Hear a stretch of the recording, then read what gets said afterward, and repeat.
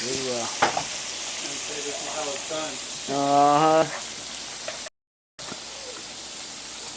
Dang, got them boys golden.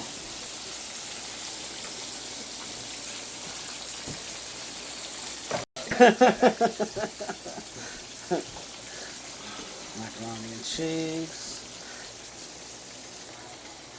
It's funny because his ex couldn't cook, mom can't cook.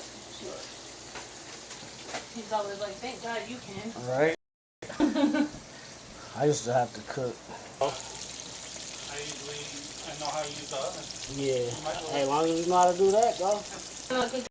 Right. Let's cook something. I don't even know how to cook eggs. Steak and stuff. Mm-hmm. Unless I put in the oven for like 30 minutes. Right. Want to take some portion of that when you're done? All you gotta do is take them out. Alright. Out of the grease. Okay.